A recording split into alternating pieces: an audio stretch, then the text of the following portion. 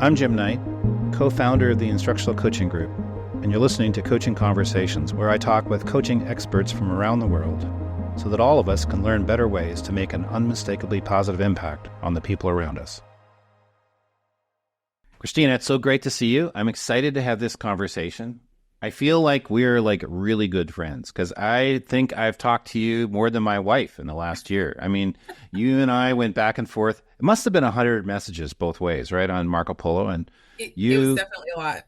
You, Mark Verde, Kristen Crouch, and all of your who turned out to be your friends taught me so much last year as we did the study on a year in the life of a coach. And I just have to tell you, people are busy. They have things going on. There are times when I was kind of overwhelmed or worn down or whatever. But your posts, and everybody on our that was a part of that study, but your posts always energized me. I just was always and our research assistant Deacon, who was documenting all this stuff, he felt exactly the same way, that we were just inspired, energized, grateful for all we learned. But it was just the energy. Your enthusiasm for kids is awesome. So I'm glad we get to reconnect. I'm glad we get to have this conversation. Likewise. Well, thank you. And I have to say that communication back and forth meant a lot to me because I was in a position where I lost my mentor, and just having that time and space each day to talk through the things I was going through just really gave me, that moment to reflect on the things that happened, that I was some barriers I was going through, and that gave me space. And you mentioned that sounds like a possible study for down the road in my professional learning. So I'm really thinking about that because I experienced the power of being able to connect with someone and just reflect via video communication, and it was so easy. So. And just in case people aren't clear on what we're talking about, we use this app called Marco Polo. What's wonderful about that is it's asynchronous conversation. It's kind of like text messaging with video. And so sometimes Christina would message me from outside of a school. She had a couple minutes before she had to go to a meeting, or she might be waiting for her daughter outside or something. Sometimes I'd be on a walk somewhere. Yep. We never got to see you on the Peloton, but at any rate, no, that wouldn't be very pleasant. I know. I was thinking, if you saw the same thing for me, it would be great. So we sent these little video messages back and forth, and she was part of this study where we looked at a day in the life of or a year in the life of a coach as our way to do it. So now your position is, you're not an instructional coach this year. You've got a new position. You're the coordinator of elementary math and science, and you're in Lancaster School District in Lancaster, Pennsylvania. But last year you were a coach, and you have a ton to teach us about coaching. So I'm super excited to talk with you. You're also a consultant for the Instructional Coaching Group. And whenever you can squeeze it in, you get to go work with school districts. And I'm so grateful you're working with us. I'm so excited. The cool thing with the study was I got to hear sort of in the moment what people were dealing with. So whomever it might be, they could say, well, this is what happened to me today. And I would hear about the successes and I would hear about the challenges. And I learned so much. And so today I just want to ask you a few questions about the study and then more broadly things you've learned about coaching because you have so much to share. And one of the things I learned from you was about the power of being a learner. It just seemed to me like every time I talk to you, you're like, oh, I'm looking at the science of reading. Oh, I'm reading, visible thinking. Oh, I'm doing, you're always doing some new, I'm taking this course. Now you're doing graduate work. I mean, that was part of the inspiration, was seeing what kind of a learner. And I think you believe to be a learner is a critical part of being a coach. So I'd like to hear what you think about the importance of being a learning coach. And just what are some things you could do to do more of that? How could you do that more? Yeah, well, I think that came from the big understanding in that to be a leader, you have to be a learner. When I was a classroom teacher, I had this conception that leaders knew everything. They knew all the things. And I don't know how I came across that aha moment in that when you're a leader, you are actively learning. You're actively learning, so you're up to date with the research, with practices, so you can be a resource to those that you serve and that you work with. In terms of coaching, coaching is very complex. And just like teachers, coaches are also knowledge workers in that we need to learn about not just maybe the content if we're specialized in a certain content area, but we have to be almost like learners of ourselves, of our habits, and learners of your system and learners of the people that you're working with. So when I say that a coach has to be a learner, I mean, there are many layers to that. I mean, obviously, like the content, if you're supporting a content area, instructional practices, and just being willing to learn from your new environment. Because as we know, people are complex, systems are complex, and so making space to actively learn and read up to support the people, the system, or the content area that you're working with is so important. So you are driven to learn, though. I mean, I wasn't exaggerating when I said you were almost always doing something new. Every time I would talk to you, you were learning about this, you were learning about that. And I'm wondering if you're driven to learn because by nature you're a learner, or are you driven to learn because you want to do your job really well and you know you need to know things to do your job? Or is it some other thing? Is it one or the other? Is it some combination? What are your thoughts? I think it's probably a combination of both. Right. I obviously loved school because I became a teacher, and I was a classroom teacher for over 15 years before I became a coach, and now an administrator. But just seeing how much learning can help me as a person and help me become better so I can do better in my job. And I really think that really catalyst, like later in my teaching career, when I learned about the Hattie practices, about the high impact instruction and how to use it with blended learning. And I just never thought about how that can enhance my teaching so much. And that's where I really see that as the huge pinpoint where I started diving deeper and thinking about the things that I was doing with my students and the impact. And that got me into the rabbit hole of reading more about it. And then that's how I stumbled across instructional coaching. And then just working on myself, knowing that I need to be a better person so that I can be there and be a resource and a support to others.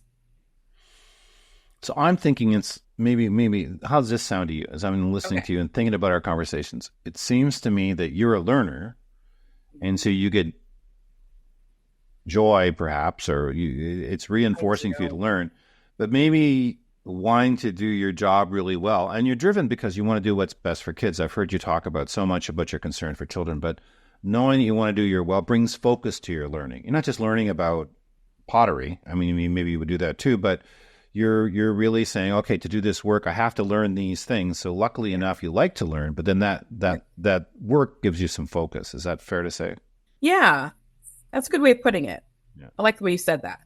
Well, good. One of the things too you taught me was you said that being in the study taught you about the importance of taking time to pause and reflect. Could you say a little bit more about that?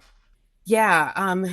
Just as I said before, because it is so complex, there's so many pieces working. You know, there are the conversations that you have with people. There are the meetings that you have. There is, trying to take in like what is happening in the current plan in your district or in your building. And you definitely need time to reflect on those conversations to kind of think about how you are aligning to those needs or how you're going to respond or how you're going to prepare. So I think for me, because it was a lot coming with working with people that you need that time to reflect on those things. There was a study that I read a few years ago in Harvard Business Review where they said that you have to step away and come back and not always stay on. And what I took that to say is you probably shouldn't be coaching the person every day. They need to step away a bit and come back. Maybe once or twice a week would be optimal. And more than that would almost get in the way of learning because people have to step back. And I felt the same way. I felt that as we have these conversations, that I'm walking on the country roads in Nebraska, listening to your thing, I thought, well, this is really a great chance to, in between each conversation, I've got time to think through what we're Yeah. learning. Another big thing that came out in those conversations with you is that it's rewarding to do this work. It's gratifying, but your phrase was there are scary moments. So Oh, yeah. tell me about that. I think this goes back to me wanting to learn and being prepared. Mm-hmm. A scary moment for me was when when I face the pushback, the resistance.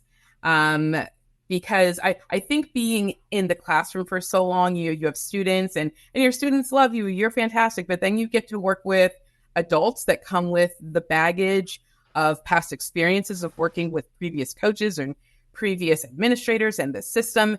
And I was not prepared for that resistance. Mm. And I really had to step back and realize they're not resisting me as my person. They're resisting because of the system and their previous experiences. And me coming to them in that role or in that capacity, I'm a representative of that. Mm-hmm. And so that was hard for me to learn. And I had to learn how to have a tough skin. Like when I was facing teachers that were telling me like, I don't need this. I don't need to improve my teaching practice. I've been doing this for X amount of years. And I'm realizing, okay, they're speaking to the system, not to you. Mm-hmm. And in those moments, it was really important for me to learn to it's okay if you don't have an answer, just listen. Just be there and listen, because while it is uncomfortable, you're actually learning about that person. You're learning about their history. You're learning about their experiences. And then I would call my mom. Well, good. Call my mom and say, can you believe what this teacher said to me? So that was really helpful. And definitely, taking time to process that, because when you do have that mindset that they aren't resisting you, they're resisting the system, and you really lean in to understand them, you find a way to meet them where they're at and how to move forward. So those were some ways that I got through some of those scary moments, especially of the resistance.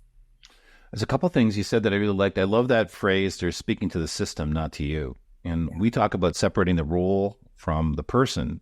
They're not upset with you. If there was another coach sitting there, they would be hearing the same thing. Yeah. And then what I heard you, and I'm thinking what makes it scary is I'm not sure what I'm supposed to do. Like, what do I do? I'm presented with a situation. I don't know what to deal with it, but it sounds like what I heard you say is when you don't know what to do, listen.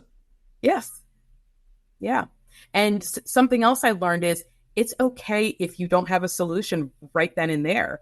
It is 100% to say, I've heard what you said. I understand you. I need a moment to take this back and think about it, and I will come back to this with you. So allowing that person to be validated in whatever gripe that they do have, I think it's important, whether if you agree with it or not, because there've been quite a few things that people have said to me that I'm thinking in my head, I do not agree with what they're saying right now, but I'm just going to let them speak on it and just say, thank you for that. I'm going to think on that, and we can come back to this later. So I've learned that is very powerful, because it still acknowledges their humanity, and that gives me space to process, and to know how I can still support them in a way where they're ready. Yeah, I say go check out ChatGPT and then come back after that. That's it. I actually think that there's something to be said for that. I mean, I always think ChatGPT, it's like a friend of yours who's a know-it-all that sometimes lies. Like, you can't really trust what they say. But and it's funny, the things that it comes up with. You're like, oh, I didn't think about that. Right. I had dinner with Christian Van Nuremberg. I hope he doesn't mind me sharing this story. And he said, I don't really like ChatGPT. You can't trust it. I don't think it's that great. So then I typed in, what is Christian Van Nuremberg famous for? Put it in the ChatGPT, and it came up with this kind of glowing description of all the great ideas he had. It was a really good summary. And he says, well, maybe I like it more than I thought. Maybe it's not so bad after all. But he's I would say open but very cautious, because I think Yeah. he knows, like, he'll ask it questions and it'll give him just honest, incorrect answers. I'd like to talk more about some of the things you're learning, but I'm wondering, do you have a success story you'd like to share? I know you have tons of them, but anything that comes to mind as a success story? Okay, so there are two that always come to mind, and Great. one kind of speaks to the resistance again. So I remember the one of the buildings that I was working in, they, as a building, were focusing on enhancing and elevating questioning and discussion techniques, which is part of the Danielson um, domain 3, Mm-hmm. 3E, like that was their focus. And I was tasked to do a mini PD session about that domain, just to create awareness of it. So I was ready. I had a fun video from Ferris Bueller's Day Off, like Bueller to be a non-example of questioning and discussion. I was so ready. I was so excited because that's my jam. And I was ready to talk with the teachers about it, to match the different ratings to what they are, just to have a good conversation. I was set. And I show the video and I start talking about it. And I don't know what happened, but it just erupted into this gripe fest. Or it was, I mean, teachers were saying things like, I'm fine if I'm basic in my rating. Why do I have to elevate to distinguished? And also things such as, well, I teach this content area and this can't happen in this content area. And the one that really upset me, but I really had to hold it together, was, well, I teach these kinds of kids. They can't do that. I know. And I said, once again, I'm going to jot your concerns down. And that's all I did. I jotted down the concerns. And I had to take a deep breath. And I said, thank you so much. And I did have to talk to that administrator, saying, because they asked me to have this session. And I said, well, there were some concerns that came up in the session. And so from that point, I realized I really have to change my shift, because they definitely have this barrier that certain content areas and certain students cannot do the higher level thinking and discussion. And I'm like, oh my goodness. I mean, I need to show that that is not true in a way that they realize it for themselves. So instead of talking about the domain and everything like that, I said, okay, so I used the visible thinking from Project Zero. And instead of teaching them about it, I used the next set of PDs for them to experience it as learners, you know. So one, for example, like Chalk Talk, it was around the holiday season. So they did a Chalk Talk about their favorite holiday movies, their favorite cookies. And so after they had that experience, it was, oh, so how could this work in your classroom or with your students? And the feedback was, oh, I could see this working with my class. Oh, I could see this. So by having them experiencing that higher level engagement of thinking and discussions, and then thinking about how could this look in your classroom, was a non-threatening way to take down that barrier. And I was so excited to see that feedback, that they were excited and saying, hey, this seems really easy. I could do this with my students.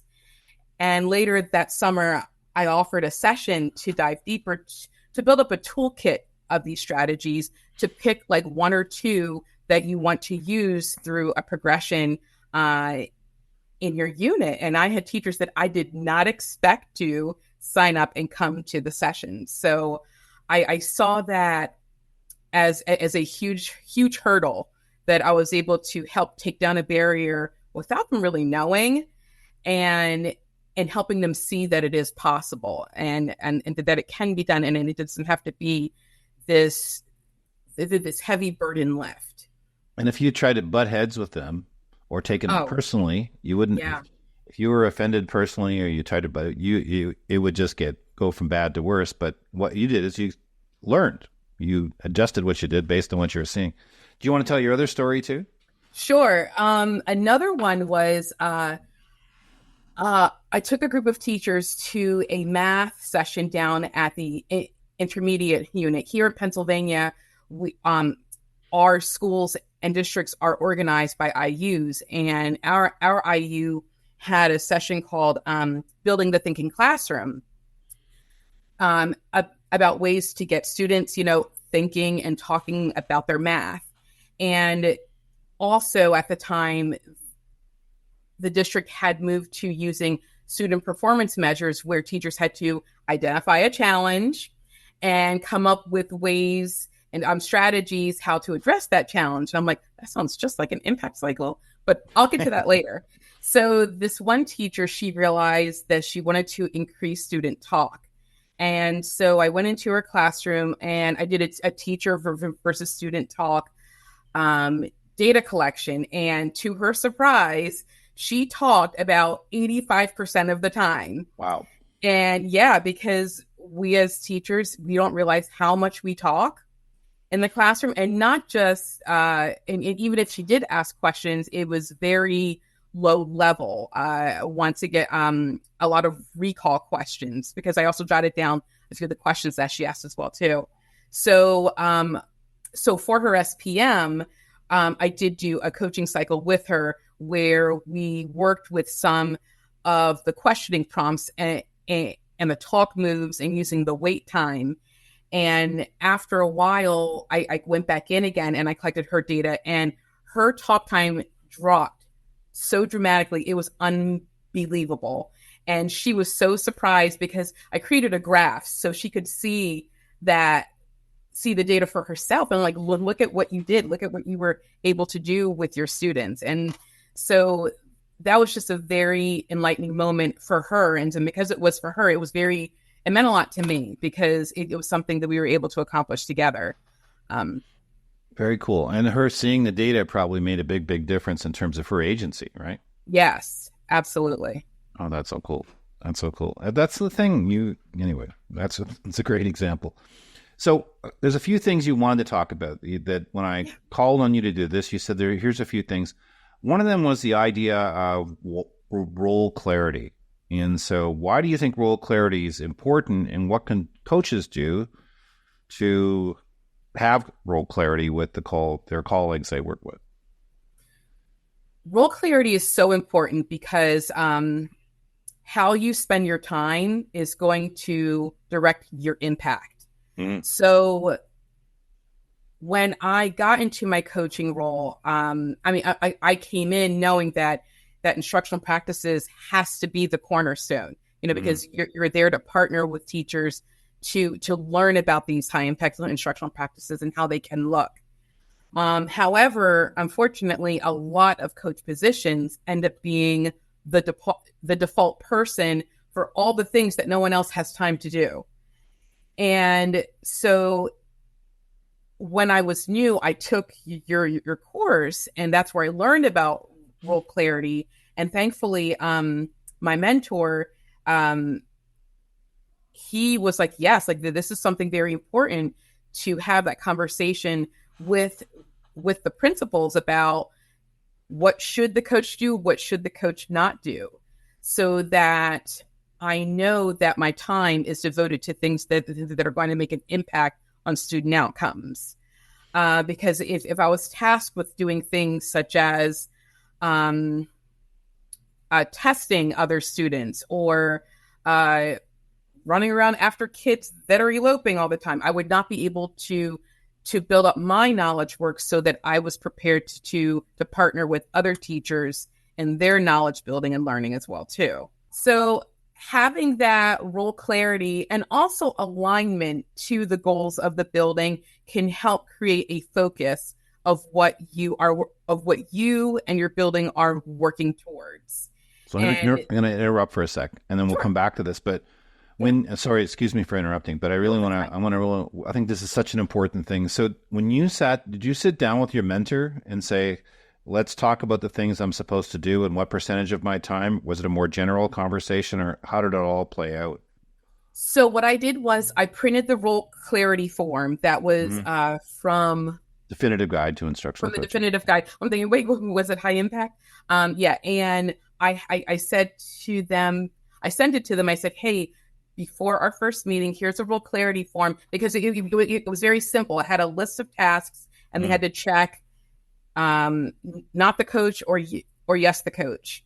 And I filled out mine, and that was part of our meeting at the beginning of the year, just to have clarity on, okay, so what would you like me to focus on?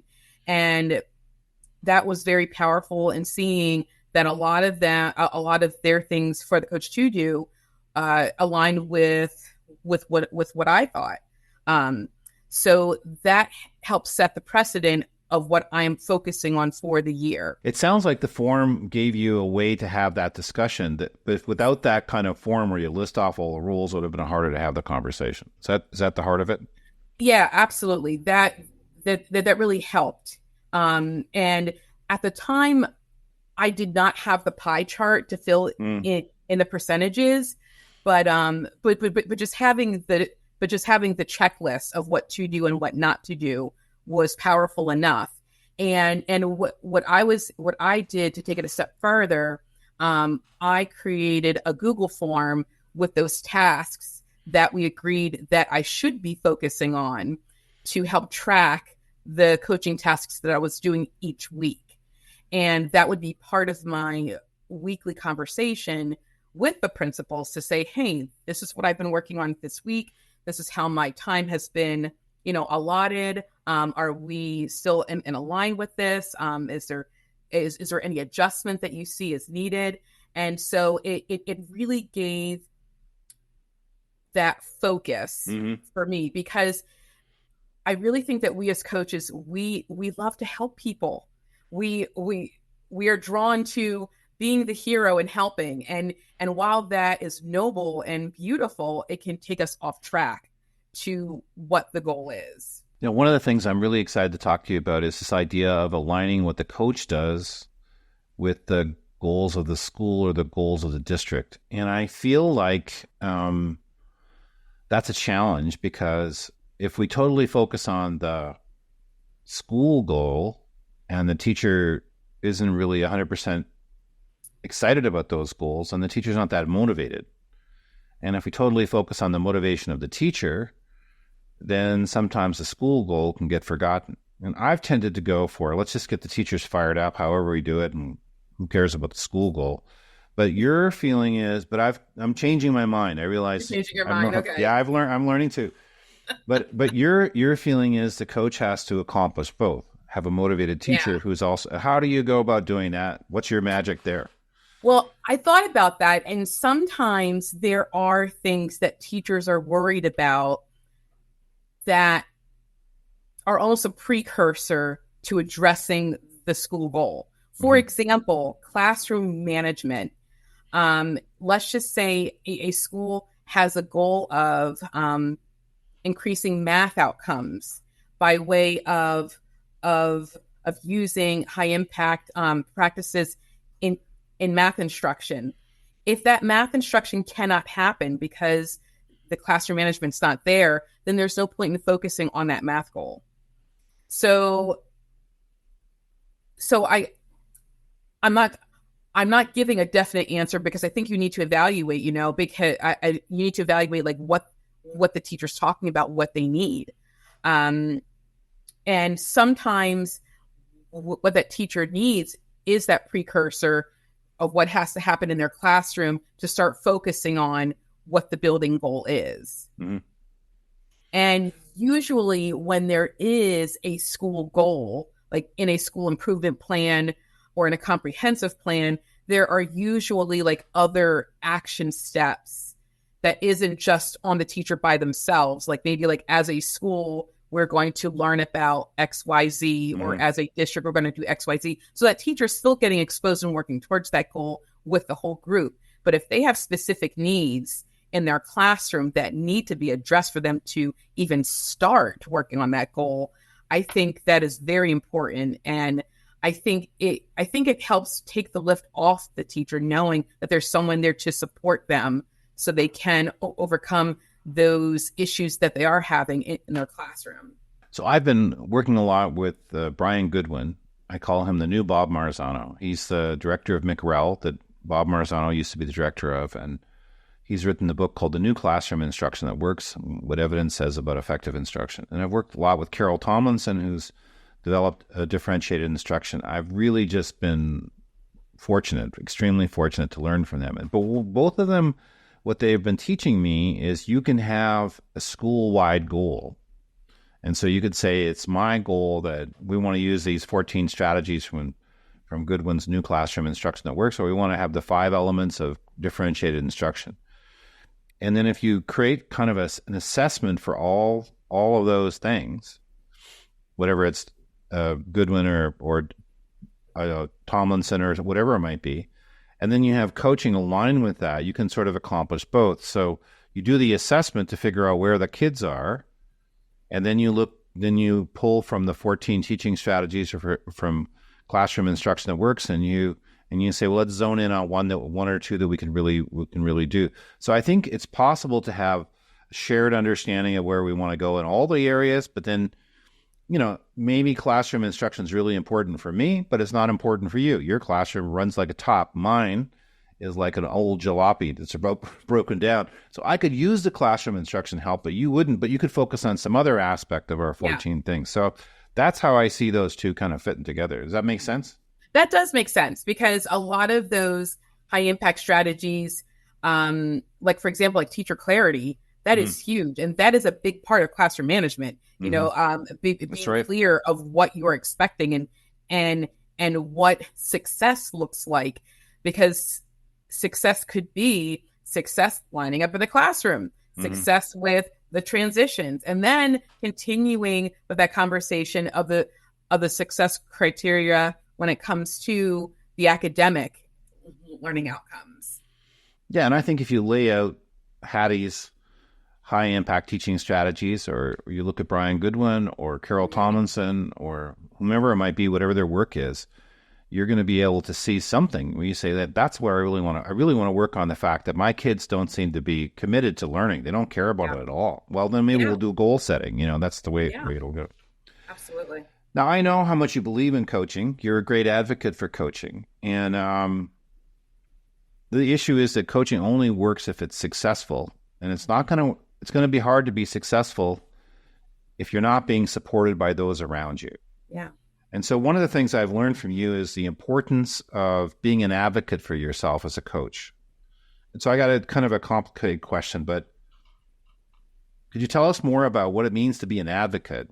And I'm just wondering if it's kind of scary to step up and say, here's what I need. It is. And some people think that advocating means that you're shouting from the hilltops, but advocating for the role is the way that I put it, can be like using your evidence and bringing it to your administrator. So for example, like when that teacher did hit her goal, I shared it with the administrator, saying, hey, take a look at how the teacher talk has diminished and the student talk has elevated. That is advocating for your role. When you share with your teachers, like via a newsletter or whatnot, like of the feedback that you get from people after they worked for you, that is advocating for your role. Seeing the interest after that PD, that is another way of, it's so important. I kind of joked saying that there were times where I felt like I was almost in PR being a coach, because you have to advertise and let people know what is going on and how it looks. And that's so important. And you have to think of it as like you're not bragging about yourself, but you're showing people how this role can be so supportive and powerful, because a lot of people don't know. They don't know what coaching is. They don't know how it's going to look if they do contact you. And some people are intimidated, but when they see that, hey, this is the feedback that so-and-so said, like, here is what one person said in their video about working with me as a coach. Oh, it's not as bad as I thought, or that's not what I thought it was. Now I'm really interested. So advocating is by showing the evidence of your work, whether it be in your meetings with your administrator, showing the time that you're spending and the impact of that, whether it be advocating by way of sharing with the schools and the district, like what people are saying. Those are just some ways that how advocating for instructional coaching can look. And also being open and finding ways about how that coaching role can support things that teachers need to do. Mm-hmm. For example, here in Pennsylvania, teachers have to do a student learning outcome, which is now changed into a student performance measure, which once again, they have to identify a challenge that they're seeing in their class, and they have to make a plan of ways to address it. And when I saw that, I'm like, that is the impact cycle. You are identifying something powerful for your kids. Then you take time to learn a strategy, and then you work to improve it. So while I didn't call it the impact cycle, I called it a student performance measure cycle to show teachers that, hey, this is new and scary, but I can partner with you through this. So that's another way to advocate for the role, and saying that if you want me subbing in a classroom, I can, but that's going to take away from my opportunity to work with teachers toward their SPMs and toward the goals that you want your buildings and districts to elevate. It seems to me the thing about you is that when you would advocate, it was never about, because I heard so many things where you're telling me what was going on. It was never about, oh, look at how great I am. It was always about, what can we do here that's best for kids? And I think if it comes through that you're all about yourself, it's going to be harder for people to consume it. But if it's coming through as, look at these great things these kids are doing, I want you to know this change is happening, and you can tell from the person that their goal is to do what's best for kids, then I want more of that. Tell me more. Absolutely. That's what I think came through in our conversations. So I have one last little question, and maybe two questions, a couple little questions. But okay. The first one is there a couple coaching questions, tips, forms, tools, activities, things you could share that you think any coach could benefit from using? One big one is, it is okay to build in time for yourself in your schedule. Mm-hmm. I will never forget my first day of school as an instructional coach. I was there, to help get the students to their classrooms. And then after they went into their classrooms, I'm thinking, oh my goodness, what am I supposed to do now? Because for years I was a classroom teacher. So for a while, I went through almost some guilt, feeling like, oh my goodness, I'm not running around busy like the teachers are right now. And that was a big learn for me, in that saying, being busy is not running around, but giving yourself time and space to read and to learn so that you're equipped and ready. That is okay. It is okay to carve out days in your schedule for you to learn. That was huge for me. It was huge to learn that, and mm-hmm. It was huge and very helpful when I did do that. I was very intentional in blocking off about an hour or two every Monday and every Friday. Like, that was my time to listen to a podcast, to work on a radical learners course, to read a book about something, because if you don't manage your time, other people and other things will manage it for you. Mm-hmm. So that was definitely huge for me to learn that. Another big thing is to network with other coaches, because most times you're the only person in your building or even in your district that is in that role. And nobody truly understands what you're going through. So find a way to connect with other coaches. Our intermediate unit has a coaching collaborative where I would go down and meet with them. I think it was, I'm not sure if it was every month or if it was every other month, but it was an opportunity for me to meet and network with other coaches in the region to see what they're working on, to talk about our barriers and challenges and help problem solve with each other. If you don't have an IU or something like that, joining, I mean, the internet is amazing. Joining a Facebook group, the instructional coaching Facebook group, especially. Shameless plug there, right? That's right. Yeah. And yes, just find your people. Find your people that can be there to support you through that. And also be you, be yourself. I know that I struggled with, okay, I'm now a coach. How I'm like, just be your human self, because when people see that you are complex and human just like they are, it disarms people, seeing that you're also human too. You're also learning. You make mistakes just as they do. That is very powerful. And just be yourself, and have fun learning and getting to know people. The relationships are powerful. I'll never forget when I first started my role, I wanted to jump in and get started. And my mentor said, your first year is building the relationships. And I was, and I'm so glad that he told me that, because you think that you're going to go in and charge and change the world, and that's actually hurting you when you do that. So taking time to get to know the people, getting to know the system, because when you have that knowledge, you know how to navigate your way through as a coach.